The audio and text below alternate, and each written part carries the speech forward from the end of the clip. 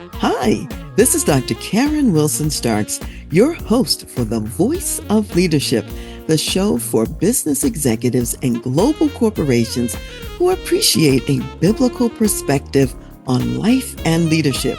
You are listening to our Fab 500 series featuring some of the best of our 500 episodes and celebrating the 30th year of TRANSLEADERSHIP Inc.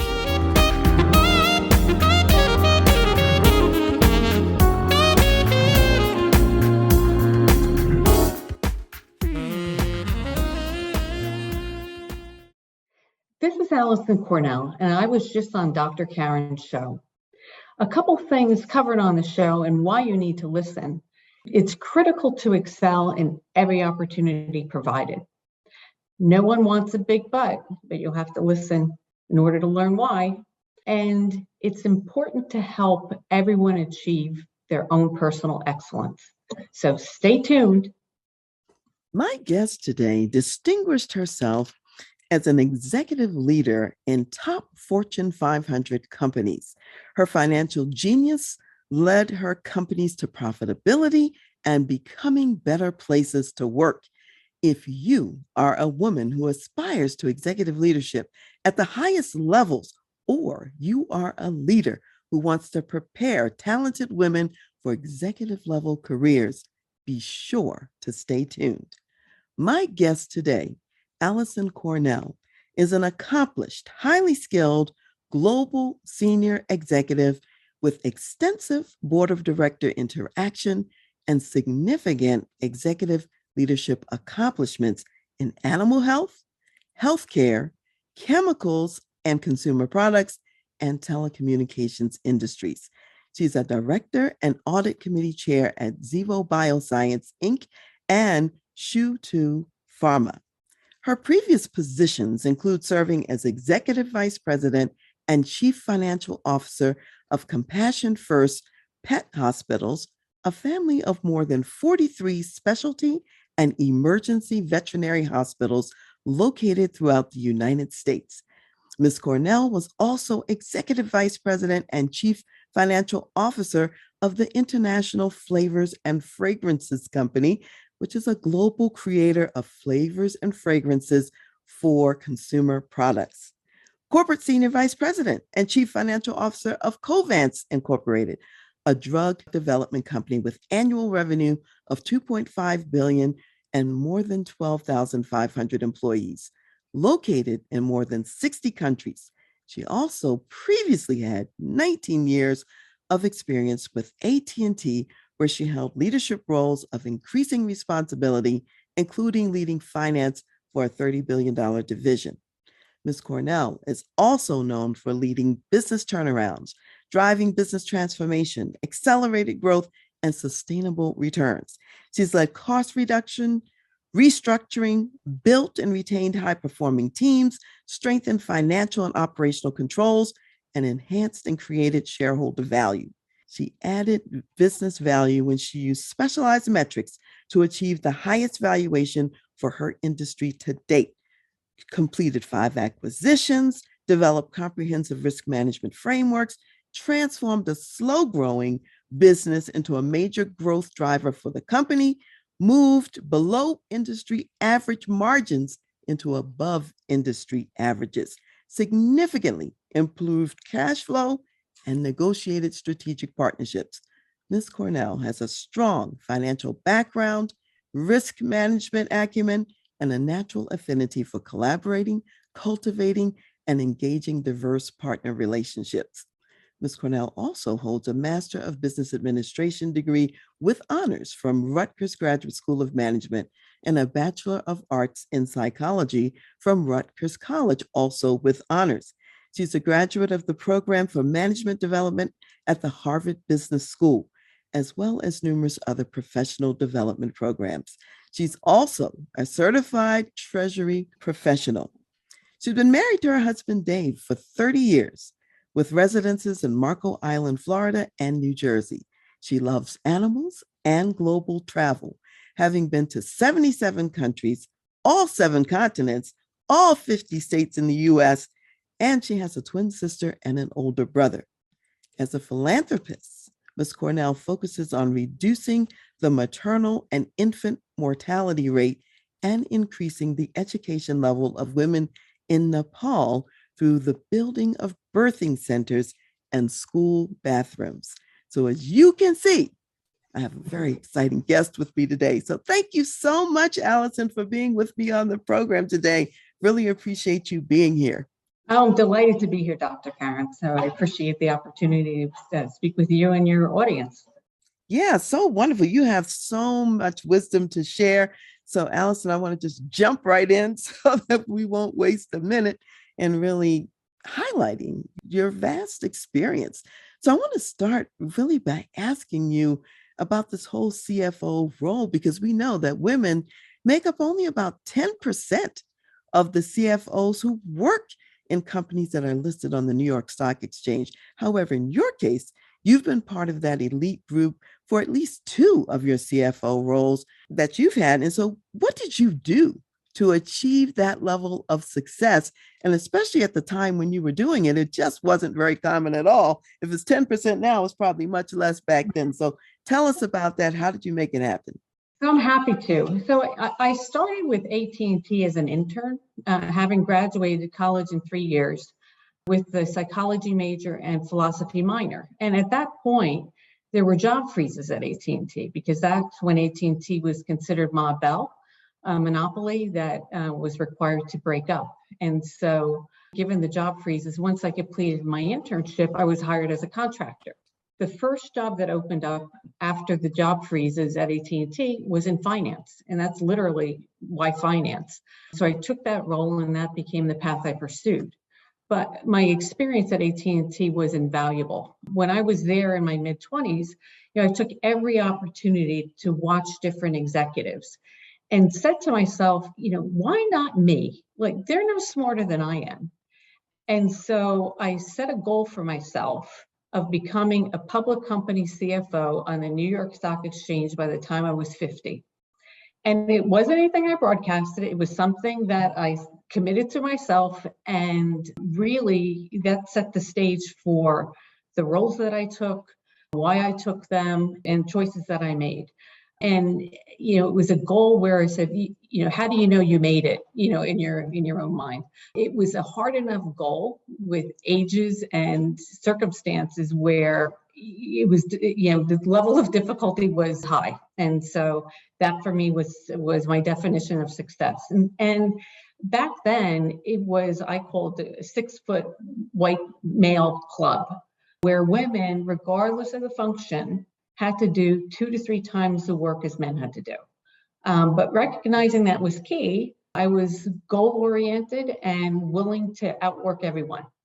And I say AT&T is a good place to be from, as they really provided foundational business skills that I was able to leverage throughout my career, which includes process orientation. They were very process oriented, learning how to, I'll say, swim with the sharks, very politically charged environment, understood how to read a room, understood how to get things done in the fewest number of steps as possible, but also as many as necessary.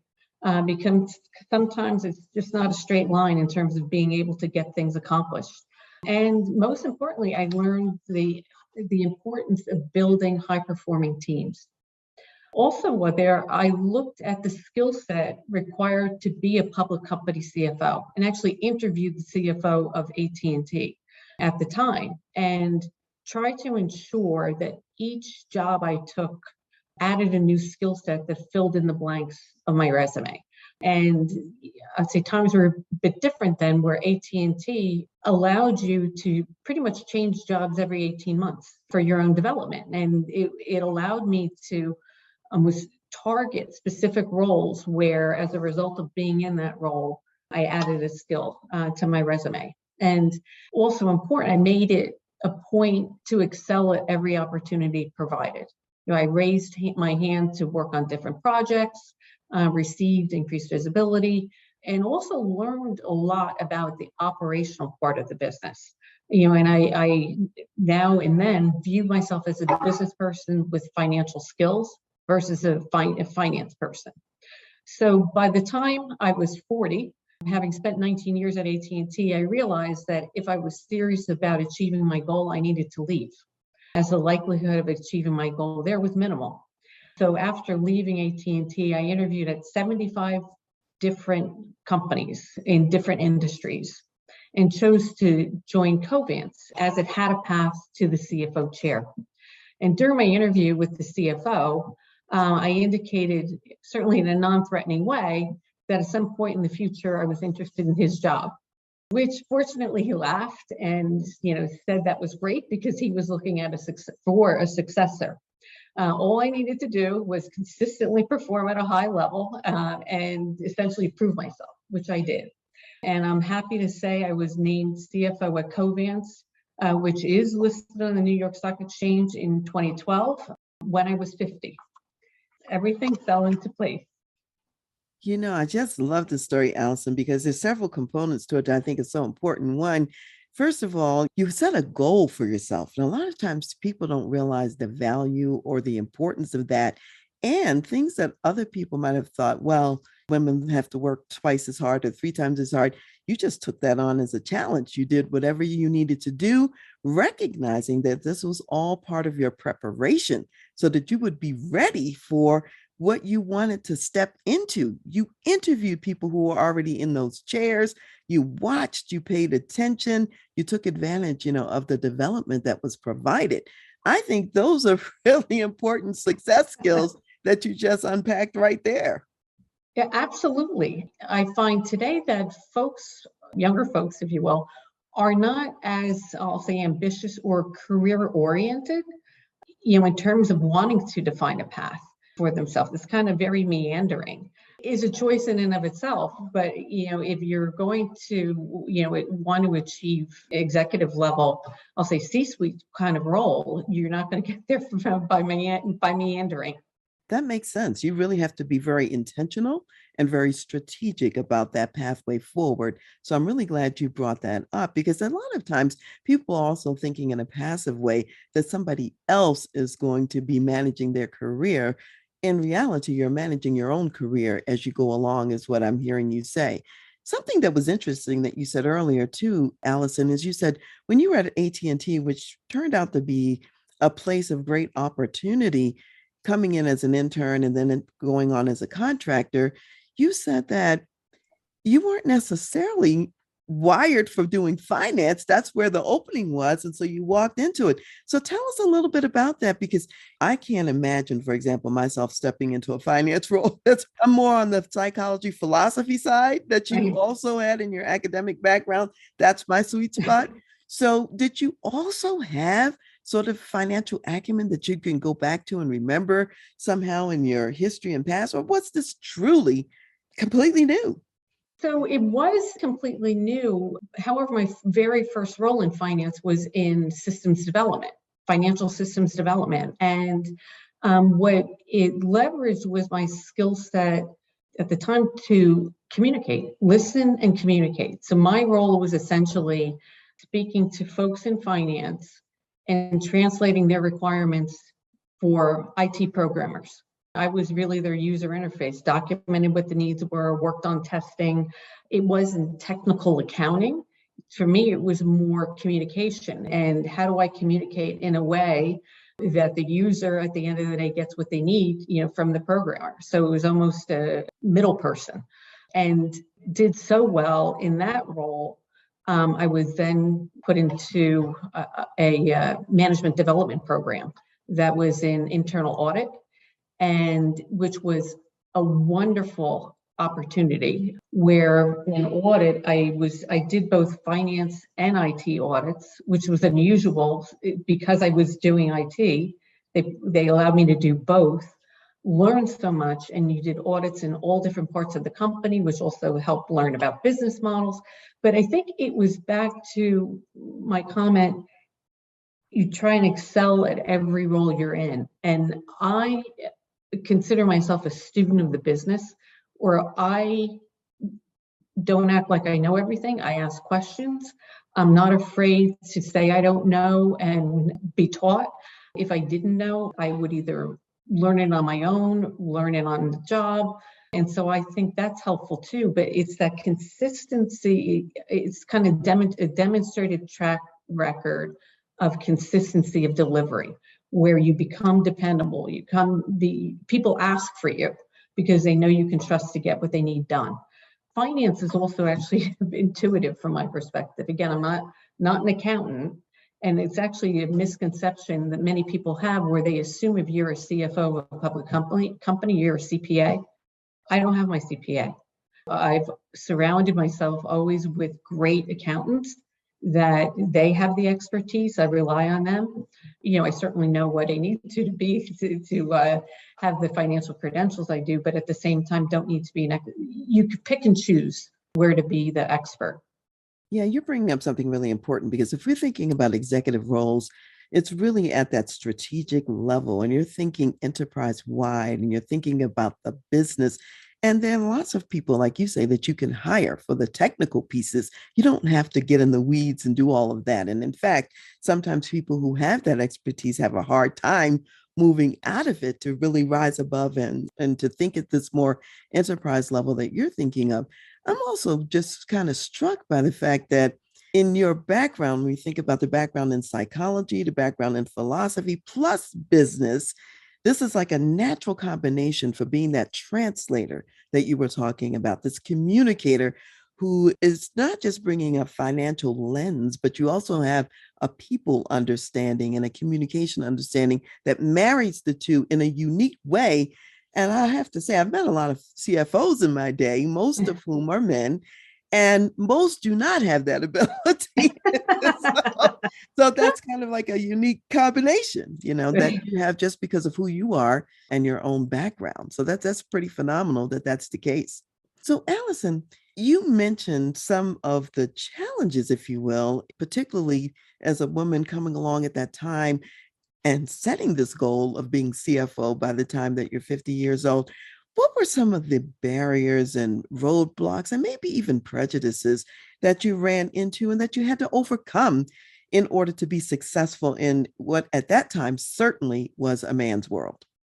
I think it is really breaking the barriers of, I'd say, the different clubs, that existed, being taken seriously. Part of the roles I chose over time helped me align with folks that would, in the company, leaders in the company, that kind of looked beyond and really valued what I brought to the table. And so, the reason I say that is it took maneuvering and back to say watching who to align yourself with, who not to.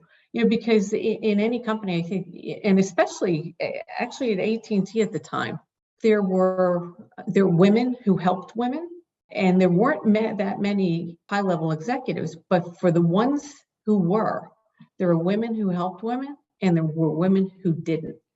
And that also was a lesson to me. Is I want to be the one who's going to help not only women, everyone, but also I'm going to be the one that if I'm able to advance, I'm going to help pull people up with me. You certainly have this skill set.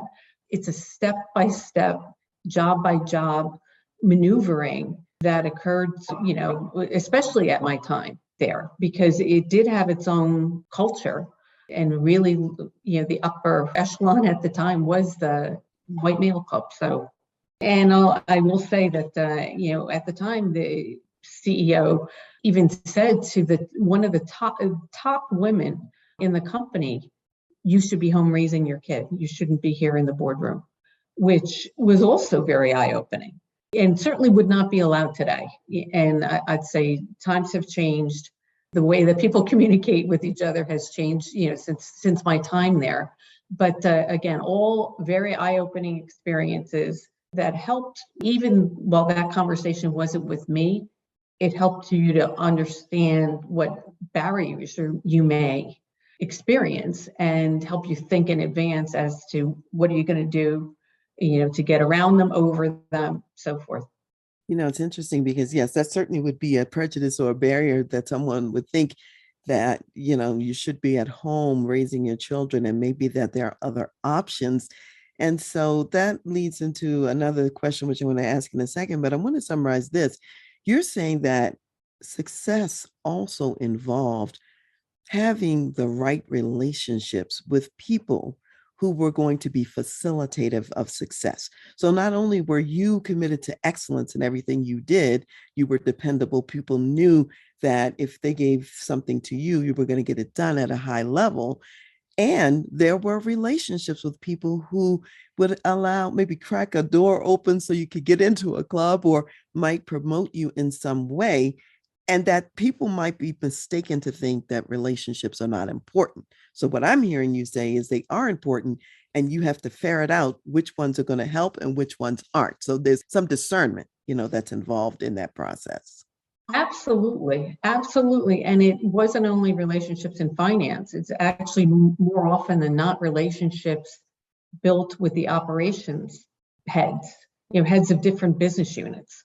And again, at the time, these were $30 billion business units and, very broad and global. And yes, so the operational folks, by asking for you, that was kind of a feather in your cap, to be their finance business partner, feather in your cap, and also provided opportunity for visibility. And when I left AT&T, not only was the CFO a reference, but also many of the operational partners that I supported were references, not only on the job at Covance, but for jobs after that. So those were very, tight relationships, and you could reach back now to folks you work with and ask advice, be a reference for them. I will share, so this is, I call my favorite ladies. Most recently, actually a couple weekends ago, five AT&T women who actually that I used to mentor. And we've stayed in touch, usually Christmas time, go to dinner, but now people have been moving. We actually met down here in Florida for a long weekend. And I take pride because I know I've impacted them career-wise, advice-wise. And so to me, they're my legacy, and very proud of the business women they've become. And so it's rewarding to see the success that they've had, and having helped develop them so many years back. Actually, I'm really excited to hear you say this, because as you probably know, I'm really passionate about the subject of living leadership legacy.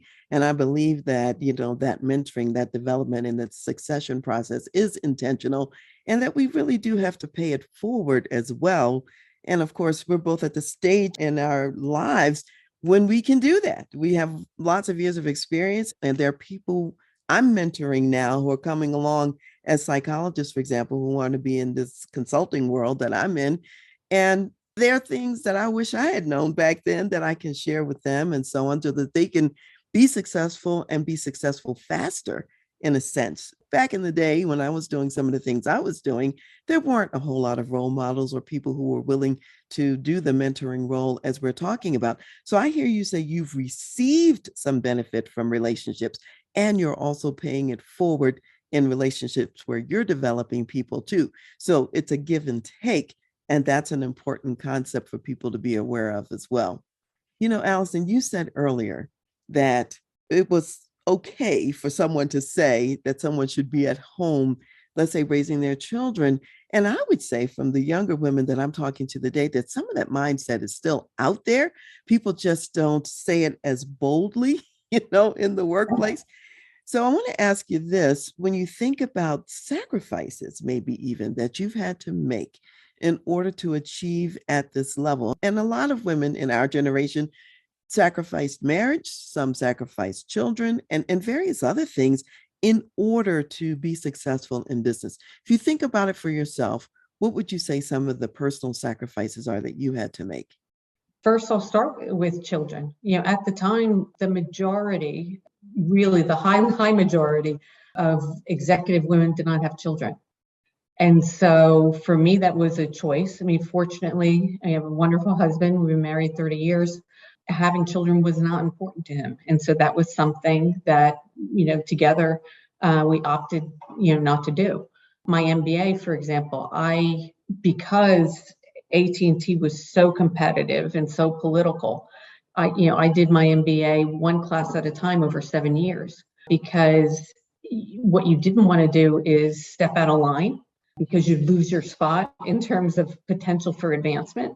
And so you can imagine that just added to the workday. I would work 24/7.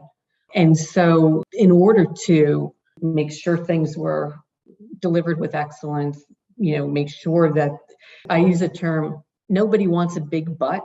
I always ask, when someone's going to talk to you about talk about somebody for being promoted, do they have a but? Yes, I would promote Alison, but what I made it my business to do is make sure that there were no buts that someone could say, and took away all excuses so that if a promotion was available, I would get it.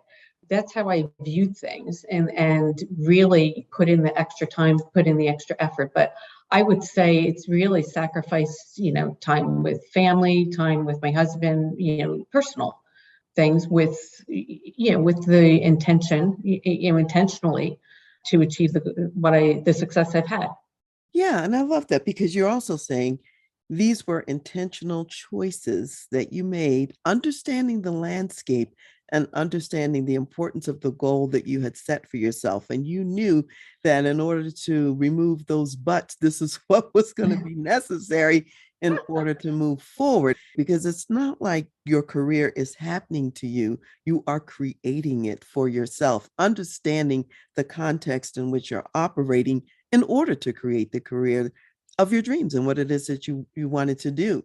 So now that you're kind of on this backside of it and have retired from a lot of these positions and roles and so on and so forth, someone said, in what way has it been worth it to go through this process? What have you gained from it that you think is important? First, I start with people. So I've built over the course of my career several high-performing teams. And, to build high-performing teams, that comes with, understanding the skill sets you need to get the work done. Actually, two different roles. I fired about 75% of my finance team. And in some cases was not popular because folks were friends, but friends don't necessarily get the work done. Skill sets, the right people in the right job get the work done. And so with the high performing teams that I've built, I feel like I've built and I think I used this word before, a legacy. My teams were my family. They know for sure I had their back. I cared about them. And to me, it was always, I'll take the hit. If something went wrong, I will never scapegoated people, never blamed people. It's something went wrong. It's my team. It's me, and I, own that. And as a result, it was a very safe place because my team knew I had their back. If something went wrong, it was okay. We'll fix it. So it was, while I set the standards, for the team high, what I found was people stepped up. And I would work right along with them. And in some cases, I saw, I know you're not going to be able to get X done. Let me jump in, get that done, take the pressure off you so you can go focus that. So it was very much of a team environment. But back to, when you hear the quote, people won't remember what you did, they'll remember how you made them feel. And it's very much, today, over the course of my career, folks from AT&T, folks from Covance, from IFS, folks from Compassion First, all still reach out and, ask for advice, ask for references. And, in my retirement party from Compassion First, just how people shared that I impacted them was just so humbling. It's really humbling. And so that to me is why it's worth it. It's all the people you touch. And you don't only touch, it's a ripple effect. You don't only touch your employee, you touch their families, you touch, how they treat their teams. So it really is a ripple effect. And that's why I start and end with people. Yeah, I love it, because you're talking about this impact that's legacy related. You have, in essence, you have seeded the workplace with people who have some similar values because you've inculcated those values into them. You've shared that. They've shared it with additional people along the way, and it's making a difference. Even though you may personally be out of the workplace, your influence is not out of the workplace. It's still there. So I know there's some foundational principles that have carried you throughout your career. And I'm sure you're transferring those in this legacy piece as you're mentoring and developing other people. So, what are those foundational principles that you've had, and how have they made a difference in your life as well as now in the lives of others? So I'll start by just a quick story. I was checking in with one of the folks from Compassion First, and she shared with me that, in one of the staff meetings, they said, "What would Alison do?" Even though, I'm not there, they literally kind of, that's their test. But the foundational principles, I would start with: make a difference every day, and be fearless. And why I say be fearless is I fundamentally believe, and it is foundational, that God has a plan, and I am where I need to be at any point in time, and His will be done. And so, even if something doesn't go as planned, that's part of the plan. And so I think it's very liberating not to be afraid. We already shared, it is all about people, key to success, building a great high performing team, helping each other to attain their own personal excellence. I think another important principle is listening, not only for what's said, but equally important, what's not said. And I think that's where the psychology major comes in. It's because, people sometimes say what they think you want to hear, but if you watch the nonverbals, you really just watch them and really understand more than, people are multifaceted, and to understand just one facet is not by any means understanding who they are. And so I think that truly listening is important. Being humble, being a student of the business is foundational. I've also always done a self-evaluation. What went well? What could I do different? What could I do better? And last but not least, I think try not to take anyone for granted, because you don't know how much time you have, on the earth, and you should make people feel good about themselves, not take them for granted, and just be, I'd say, last foundational principle, be grateful. Yeah, that's a huge one. That's a big one. I love these. This whole notion of no matter what's happening, even if it seems negative in a certain way of looking at it, it's all part of our development. It's all part of our plan. And God's going to use that, for His benefit. And even the people who come into our lives, as you said, don't take them for granted. It's all about getting these things done through the people. So be grateful, through this whole process of what God is allowing. So that leads me to the next thing. Who was maybe the most influential person for you in your career, and why? Because we've been talking about the other half of the ways you're resourcing other people, but surely some people resourced you too. So who's been most influential? As I mentioned, you started with AT&T as an intern, and with the breakup after the internship, I was hired as a contractor. And I was fortunate that my first boss at AT&T, her name was Ann Drum, who, with her support, I think guidance, inspiration, she literally changed the course of my life and set me on a path for success that I was destined to achieve. She encouraged me to aim high. She said, challenge the status quo, believe in myself, and I can accomplish anything I set my mind to, and never settle. And importantly, we just spoke about it, she told me God has a plan, for each of us, and we're where He wants to be for a particular reason at a point in time. And she walked the talk and lived the advice she provided. She personally always wanted to be a medical doctor. And when, at the time, again, this was when the monopoly was breaking up, she decided to take a package, retire from AT&T, move back to her home state of Alabama, and she became a medical doctor. And so, it's back to you can achieve anything you set your mind to. She absolutely did. And I'm grateful for her every day. That's a wonderful example because both of you demonstrated that you can achieve what you set your mind to and have as a goal, and you didn't lower the goal because it was late in life or because other people weren't doing it or for any of these reasons. So I think that's very powerful. You sort of had a role model in her. She developed you. Now you're developing other people, and the legacy is continuing. It's going forward. That's very powerful. I just love it. I think it's phenomenal, as a matter of fact. So I thank you both for operating in the business world in the way in which you've described. I know you care about women in general, not just in business. You are really a proponent for women's success and education and so on. And as we said earlier, you're a philanthropist and you have a real passion for educating girls in developing countries like Nepal.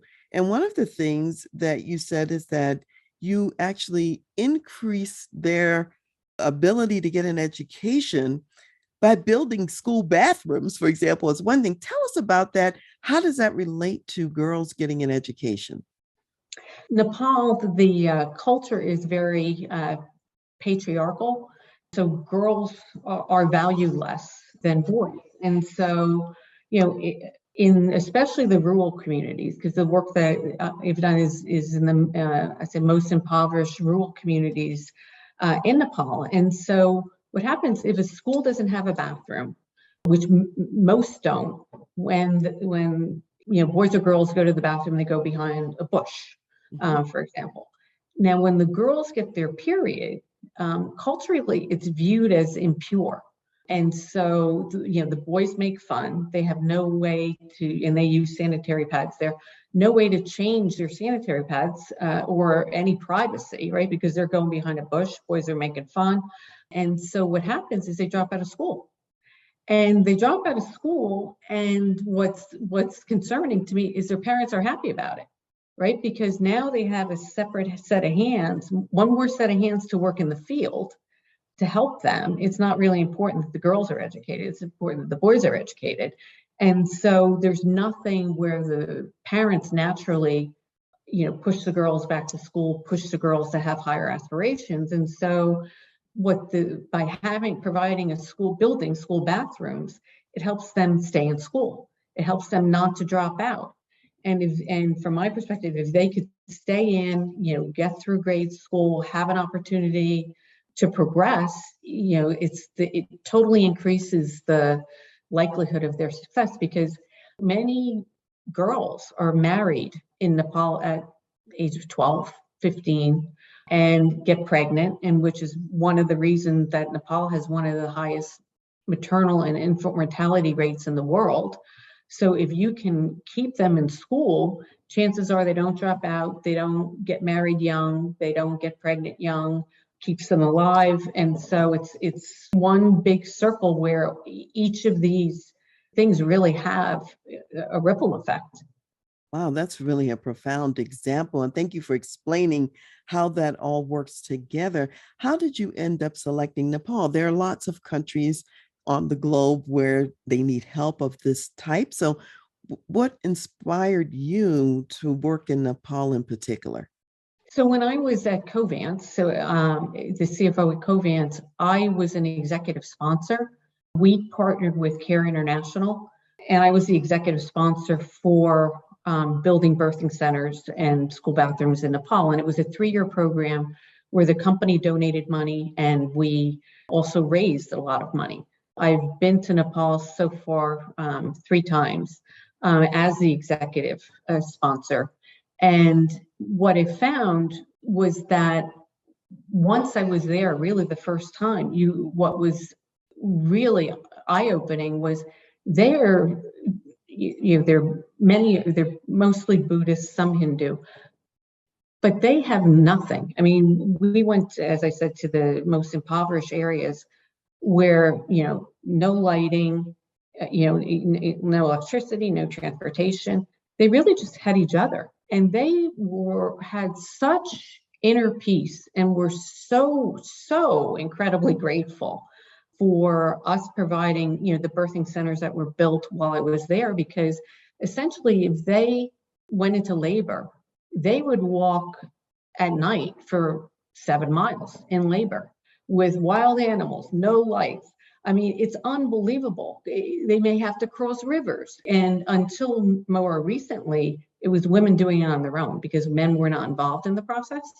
And so by putting a birthing center in their community, you really taught, that they had other healthcare choices. So it was a 3-year program. And after that, I kept in touch with the folks at Care International and really started using my own, resources to continue that program, because I saw it's for sure I'm saving and changing lives. Absolutely, no doubt about it. That to me is, you have something to show for an investment. That's really so gratifying. And so now since I have about 8 birthing centers that have built 16 school bathrooms. And so it's really just continue to plan on doing that. There's so many areas that still need it, but that was really once you see it, it's not like you could step away and say, okay, I'm done. It's probably till the day I die. I'll continue to invest there and help the community. And a lot of it too is it's not that they have, their hand out. They're genuinely just so grateful and have nothing. And it's just that inner peace and happiness with what they have. You really don't see that much today. I just say bless you for continuing that work, which is obviously so needed.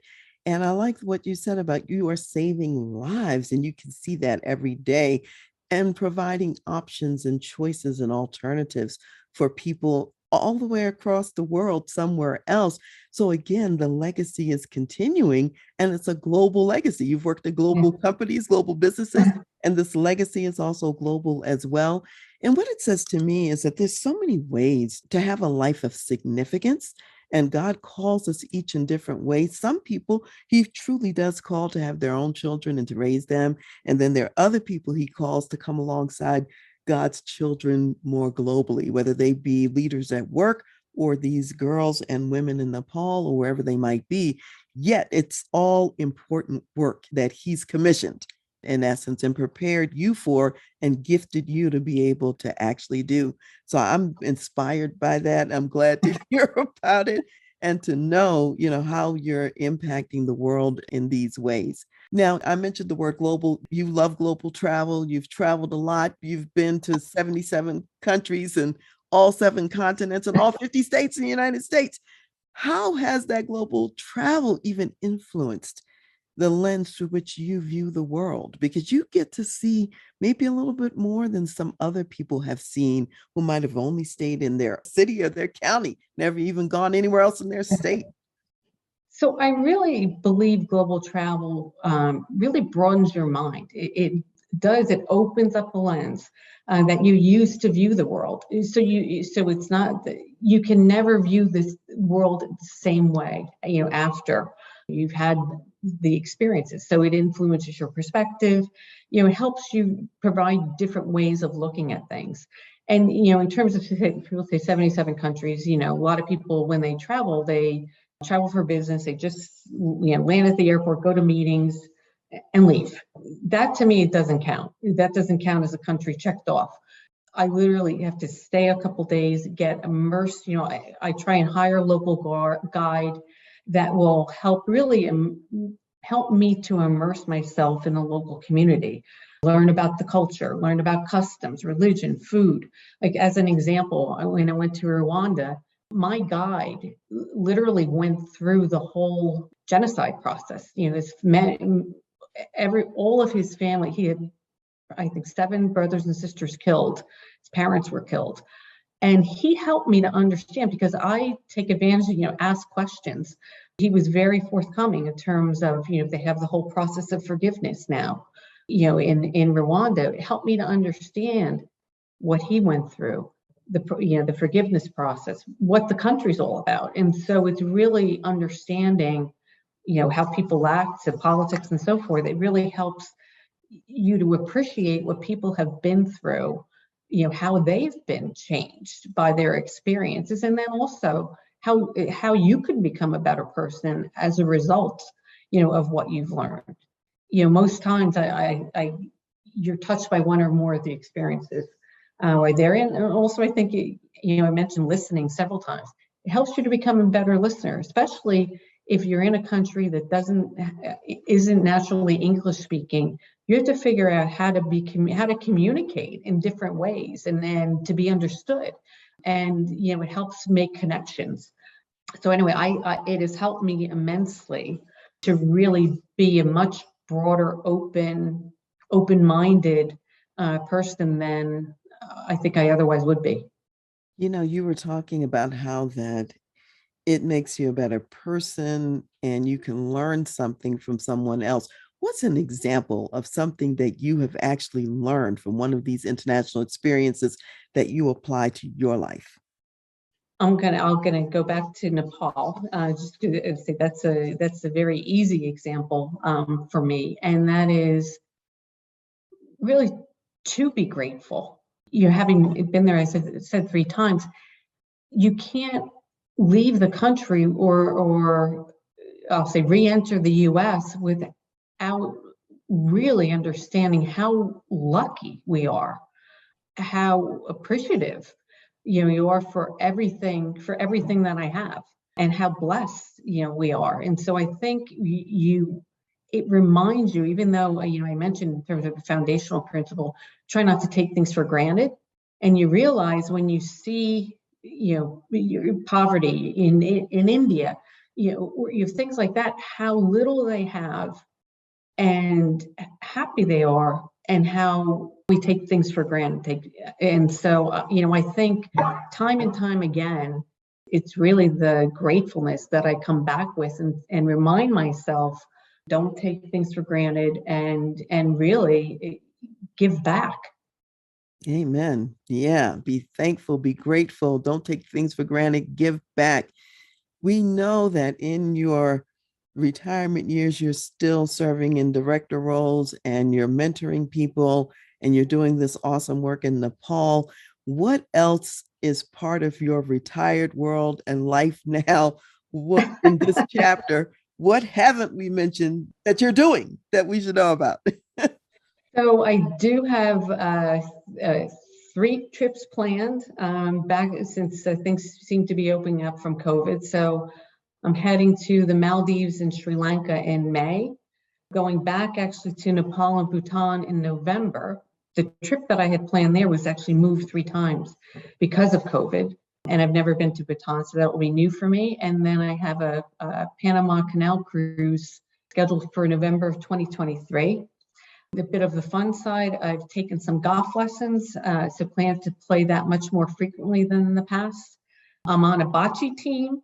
I'm starting to play pickleball, planning on getting a Cocker Spaniel puppy at the end of this year, early next, depending on the breeder schedule. And then equally important, spending more quality time with my husband, who recently retired as well. And so making sure I don't take him for granted. I love it. This is so beautiful because you're still young enough that you can enjoy all these things and you're still in good enough health that you can enjoy the travel, the time with your husband, and still have a rich life. So it's not an either or, it's just different seasons and doing different things in different seasons. So I appreciate you sharing that there's life after retirement and a Yes. profound life after retirement as well. So how can people reach you and get a hold of you if they'd like to know more or just connect with you? So I'd say the easiest way would be to check out my profile on LinkedIn. Send me a message there. Happy to connect, and however I can help, I'd be more than happy to. Thank you so much. That is such a blessing. I'm sure that there are many people out there who will benefit from a connection with you. And so you might be flooded on LinkedIn. We'll see. So as we wrap things up today, what words of wisdom do you want to leave for my audience of executive business leaders? I'll start with being fearless. I think that's made all the difference in the world, and it's fearlessness connected with deep faith, and trust that God has a plan.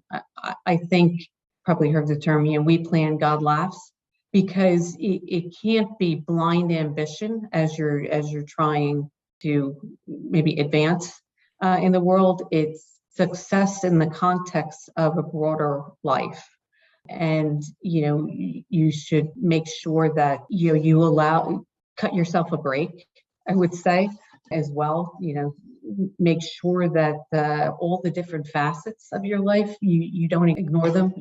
There's different balances you need to have at any point in time, but don't forget your own self. Make sure that you appreciate and love yourself, and cut yourself a break over time, and realize the impact that you have on people. You may not realize it, but people are always watching. The folks who work for you are always watching what you say, how you act, your facial expressions.